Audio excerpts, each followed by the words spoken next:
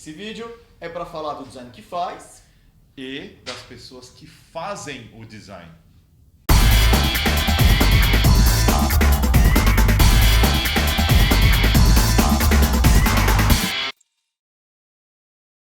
Bom, Luiz, então vamos conversar. Primeira coisa, antes de mais nada, antes de eu te apresentar, o que é mais, o que acontece mais, qual que é o certo e o que você prefere? Luiz Banho ou Luiz Bagno? A pergunta que não quer calar, né? Porque o nome realmente é Luiz Banho, né? Eu sou descendente de italiano, meu avô é do norte da Itália, minha avó é do sul da Itália, Calábria. Então o certo seria Banho, né? Tá? Só que é estranho, né?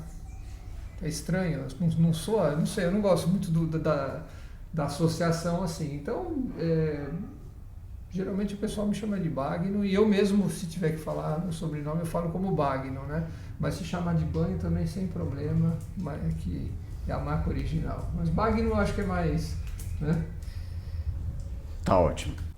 Então tá. Então, Luiz Bagno. Pode ser. Beleza. Luiz, antes de mais nada, obrigado, né? Então, pra gente continuar aqui no ambiente. Fala um pouquinho da tua formação, de onde você veio, o que você fez. Bom, eu comecei com artes visuais, né? Mas assim, não era nem curso superior ainda. Meu pai foi para a Europa, trouxe um livro que era Desenhos do Michelangelo, eu devia ter uns 14 anos, mais ou menos. Eu colhei aquilo, comecei a desenhar por cópia, assim, gostei. E aí fui fazer um curso de desenho na Pan-Americana, né? Isso em 1976, por aí, né? Entrei assim e tal, comecei a fazer, aí depois fiz o curso de pintura e o curso de artes plásticas lá, eram 3 anos, né? E era uma escola que naquela época tinham vários artistas, né? que davam aula. Conheci alguns e aí comecei a ter uma formação também no ateliê particular deles, né? Alguns artistas, inclusive conhecidos, assim, o Martins de Porangaba, Juarez Magno. Era uma época muito legal, muito descontraída, ia na casa deles ali, eles tinham ateliês pequenos como esse aqui, trabalhava com 2, 3, 4 alunos, né? Então eu tive essa formação antes de fazer curso superior, né? Eu nem tinha idade para fazer curso superior. E, inclusive, naquela época é interessante porque existia um preconceito sobre curso superior de artes. Falavam, você não vai aprender nada lá, só conceito, né? Nos ateliês você vai ter uma vivência muito mais... Não faz curso superior, não, né? Era uma ideia da época, né? Hoje mudou. Aí eu tive esse início de formação. Aí quando eu acabei a Pan-Americana, eu tinha 19 anos, eles me chamaram para dar aula, foi um susto. Eles me chamaram para dar aula, eu tinha 19 anos. Eu não sabia nada, né? 19 anos não dava, mas eu entrei no fogo, né? Eles me chamaram porque gostaram do meu trabalho e tal. E o meu batismo de fogo como professor foi lá.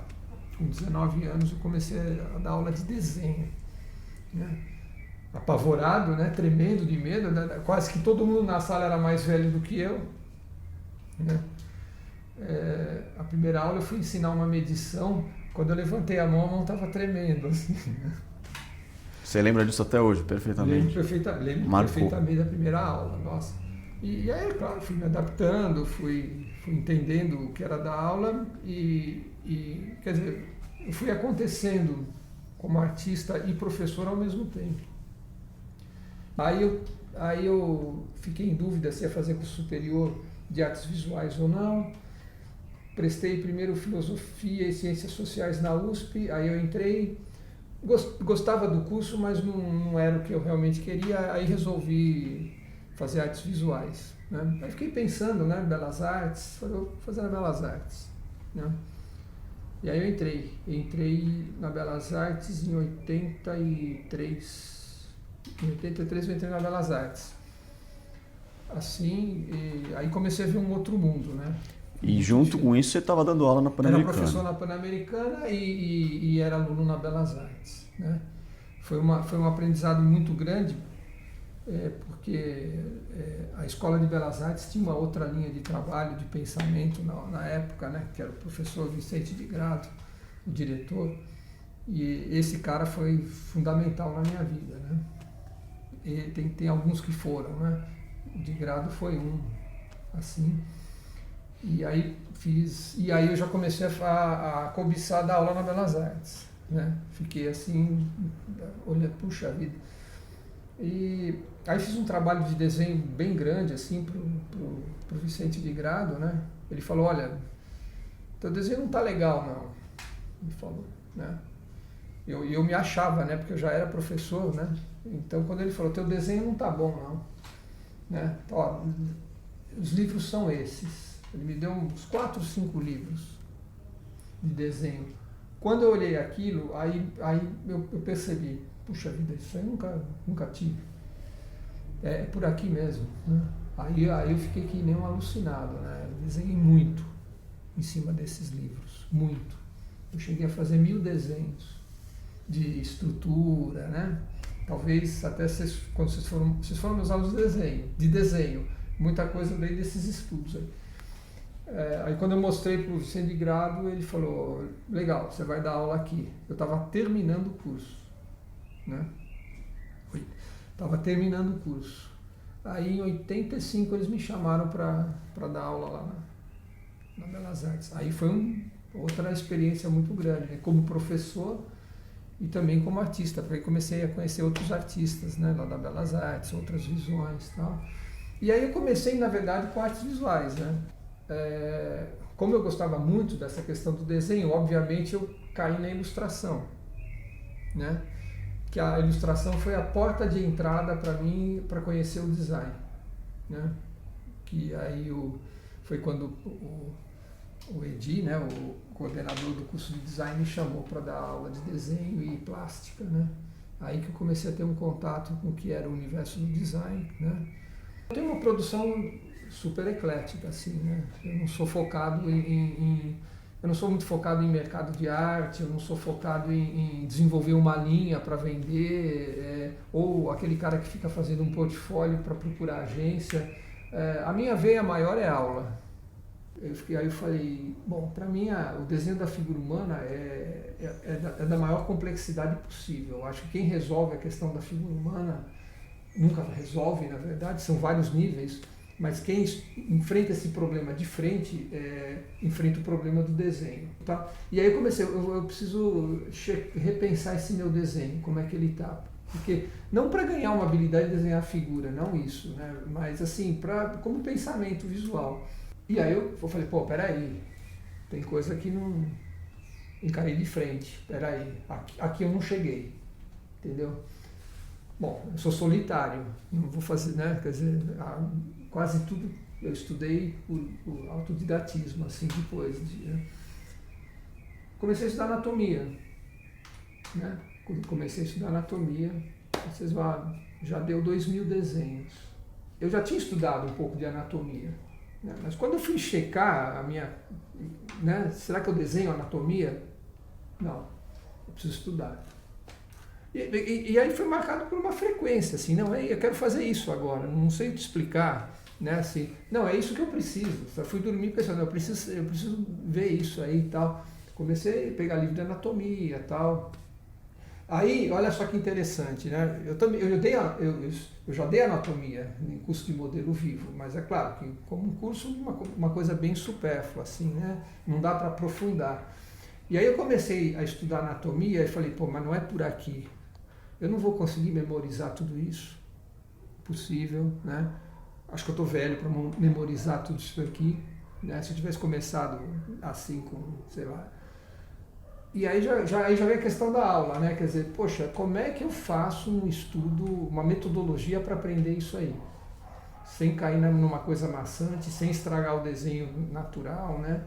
E aí comecei a montar o curso para mim, entendeu? Eu tenho que ser o meu professor, né? Eu tenho que montar um curso para mim, porque se eu montar para mim e der certo, com certeza vai dar certo para os alunos. Eu fiquei mais de 2 anos nisso aí, 2 anos, pegando todo o meu período livre, né? Dava as aulas, preparava tudo direitinho, cumpria todas as obrigações. Sobrou tempo, eu vinha para cá e ia, né? Fiz muita coisa, fiz coisa que não devia ter feito, excessiva, mas era importante eu fazer para falar, não é isso, entendeu? Eu copiei um livro inteiro de anatomia, copiei, que eu acho que a cópia vai me dar alguma coisa. No final das cópias, tinha dado mais de 300 desenhos. Bom, eu tenho esse domínio, deixa eu tentar desenhar de memória e tal, percebi que, pô, não é por aqui. Eu tinha que fazer o errado para entender que não era por aqui. Não, então eu vou por aqui, é outro caminho. Claro, você vai procurando autores também, vai vendo, né? Você vai montando um curso, né? Você está estudando para você, mas você está montando um curso para o outro, né? 4 anos, né? Aí eu fiz todos os programas, todos esses rabiscos que tem aqui na mesa são programas, né? A cor na figura, não, agora não é mais anatomia, agora é uma outra coisa que eu preciso estudar, encontro de volumes, sem pensar em poética, nada disso, porque isso aí vem depois, né? Quer dizer, o que eu vou fazer com esse desenho, né? Como artes visuais, isso é outra história. Mas, então, ultimamente eu estou muito absorvido ainda nisso, né? Depois eu mostro aí, né? As aquarelas, eu estou tentando ganhar uma fluência maior. Que nem estudar uma língua, né? Eu estou tentando ter uma fluência muito absoluta nesse idioma, né? Entendeu? Isso aí. Em breve eu vou largar isso. Dessa vez eu fiquei um pouco... Eu falei, não vou largar, porque eu sou muito disso. Não, uma hora eu paro o projeto e vou fazer outra coisa. Então, eu estou com muitos projetos abertos. Tem mais de 20 projetos abertos. Um de pintura, um de estudo. Dessa vez eu falei, não, eu vou persistir nisso para não parar. Então, estou sentindo que eu estou chegando aí, eu acho que mais um ano eu paro com isso. Tá bom. Galera, eu preciso admitir aqui que eu tô falando com um cara que é o mestre dos magos aqui, tá? Eu tive aula com ele, a Ale teve aula com ele, a galera teve aula com ele aí e sabe do que eu tô falando. Assim, ele é um exemplo de professor, de colega, de amigo, de pai, de artista, mas ele é um monstro ignorante como artista plástico e ilustrador. E eu confesso que eu até fiquei decepcionado que você não fosse falar das suas aquarelas. Para mim, suas aquarelas são o seu pior trabalho, na sua opinião, é sem sombra de dúvida anos-luz à frente de muita coisa que a gente vê por aí bacana no Instagram, né? Então, eu imaginei até que você fosse nessa linha, dessa coisa um pouco mais tradicional. Aproveitando para te perguntar isso e para falar, e a pintura digital, que hoje você até vem já há anos dando essa aula, tá desenvolvendo cada vez mais coisas de técnicas digitais. Isso aí eu adorei, né? Porque no começo E também, novamente, a história, né? A história pessoal junto com a história aula, né? Porque eu dava aula de ilustração manual, né? Lápis colorido e tal, né? De repente apareceu a disciplina ilustração digital, né? E eu já fazia, experimentava coisas digitais, mas de novo veio uma outra questão interessante. Puxa, como é que vai ser essa transposição de todo esse conteúdo, né? De toda essa dinâmica de aula com os materiais tradicionais, como é que eu vou levar isso para o digital? O que eu posso levar? Será que dá certo fazer essa transposição de conteúdo? É tão passivo assim, né? E claro que não é. Muda tudo, né? Muda o formato de aula, muda metodologias e tal. E também foi uma conquista, assim. Essa transição foi meio dolorida, né? Manual, tradicional. Eu acho que eu me dei bem, eu gostei. Eu nunca entrei tão a fundo, né, assim, mas o que eu faço, eu gosto. Mas principalmente, assim, quando eu assumi a disciplina de pintura digital, que eu levo lá para os alunos, eu acho que também funcionou bem para os alunos. Na verdade, o digital, ele dá mais...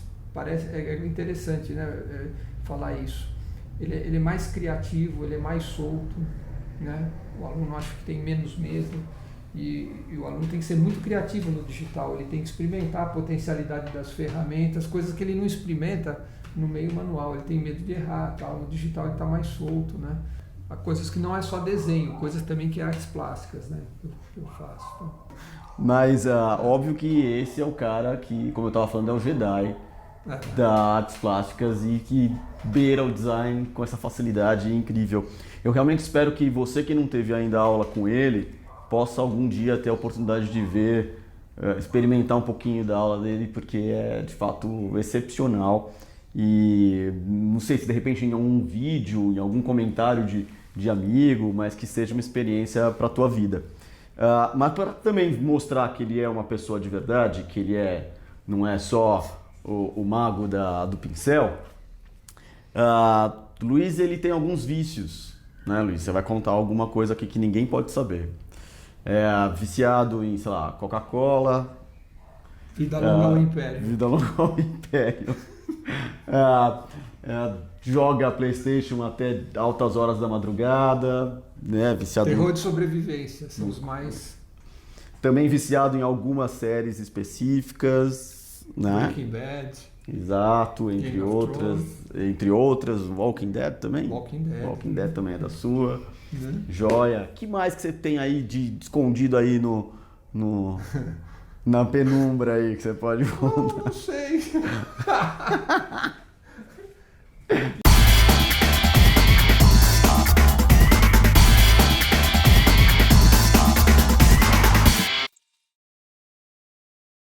O que eu tenho? Não sei. Deixa eu ver. Aquele que o aluno nunca vai imaginar que o Luiz, professor Luiz Banho, é capaz de... Olha, não sei. Não, acho que você matou todas, né? Enquanto isso... Aqui. Pernil, não. Billy, por favor, melhora a pose. Billy. Tadinho. Deus coitado. Esse é um retriever albino, última dinastia de Kosovo, tá? É um espécime raro, assim, dos caninos, tá?